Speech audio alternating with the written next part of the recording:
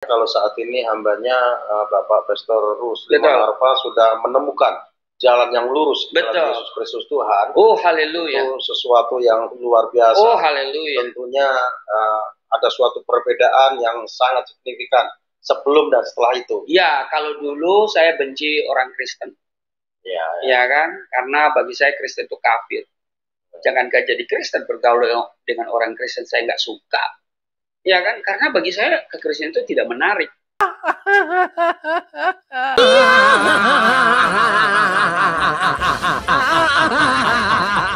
Assalamualaikum warahmatullahi wabarakatuh. Alhamdulillah wassalatu wassalamu ala rasulillah.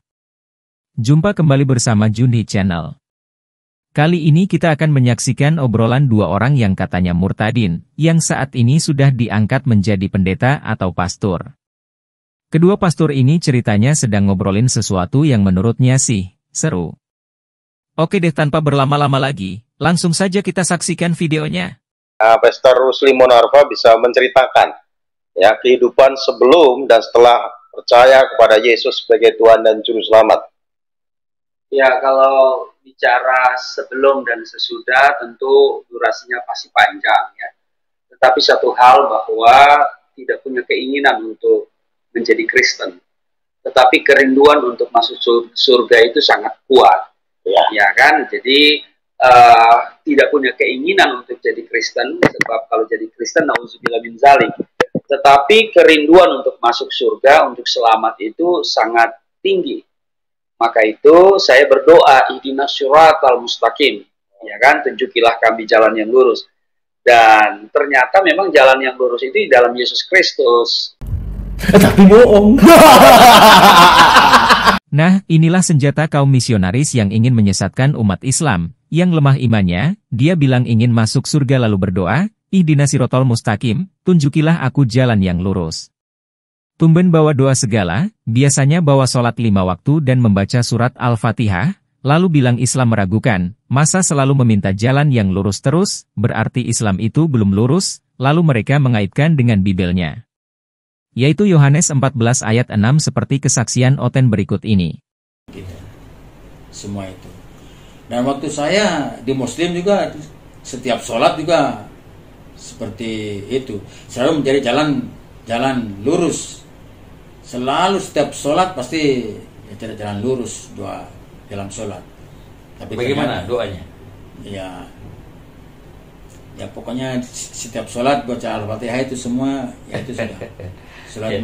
Jadi minta maaf saya tidak bisa selalu mengatakan ihdinas siratal mustaqim itu sudah pasti ya. Setiap sholat cuman saya kan terus terang saya tidak bisa membaca karena ihdinas siratal mustaqim. Ya Allah, tunjukilah kami ke jalan yang lurus. Satu hari 5 kali Bapak Ibu minta jalan yang lurus, minta jalan yang lurus, minta jalan yang lurus. Satu hari 5 kali.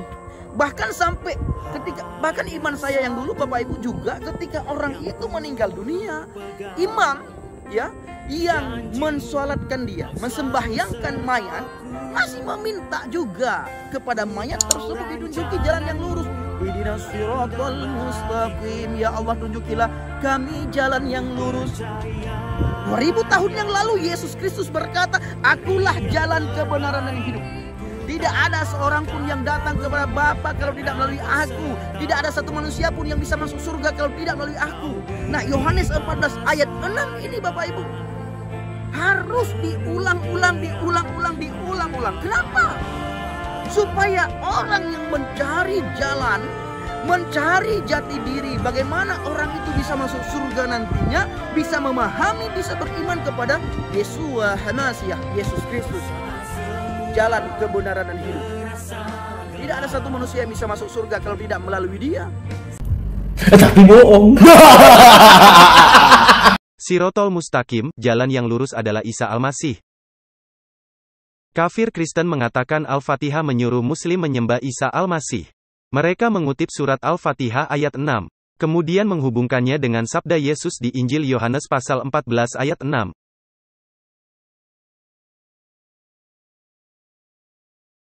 Kafir Kristen hanya berani mengutip Al-Quran surah Al-Fatihah ayat 6. dan tidak memiliki keberanian untuk mengutip juga ayat setelahnya.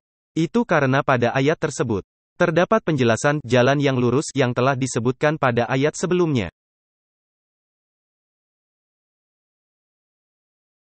Jalan orang-orang yang telah Engkau anugerahkan nikmat pada ayat tersebut adalah mereka yang telah disebutkan melalui firman Allah.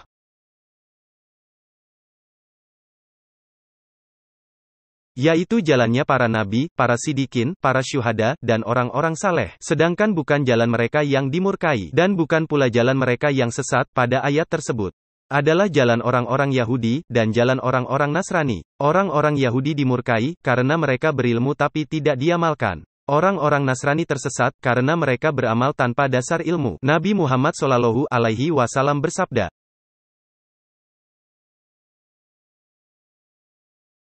jadi ketika umat Islam membaca surah Al-Fatihah, kami berdoa kepada Allah supaya diberikan taufik untuk dapat mengikuti jalan orang-orang yang telah diberi nikmat, yaitu jalan para nabi, para sidikin, para syuhada, dan orang-orang saleh. Dan dalam surah Al-Fatihah ini kami juga berdoa kepada Allah supaya diberikan taufik agar dapat menjauhi jalan orang-orang Yahudi yang dimurkai, dan jalan orang-orang Nasrani yang sesat. Jadi salah kalau kafir Kristen mengatakan dalam Al-Fatihah ada perintah untuk menyembah Isa Al-Masih atau Yesus.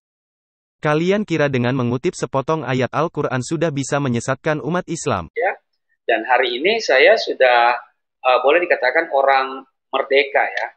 Sudah merdeka, tidak lagi menjalani kehidupan ritual-ritual agama yang kadang-kadang membebani ya, membeban sehingga tidak punya sukacita ya.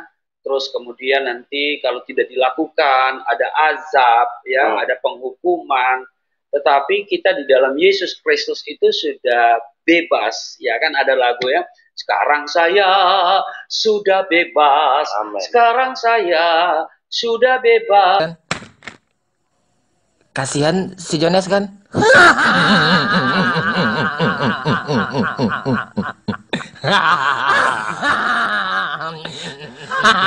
Rupanya dia waktu di Islam dulu, merasa terbebani dalam menjalankan ibadah yang begitu ketat, seperti sholat, puasa, ngaji yang dia anggap ritual saja, dan dia pun menyinggung kalau tidak dilaksanakan nanti akan ada azab.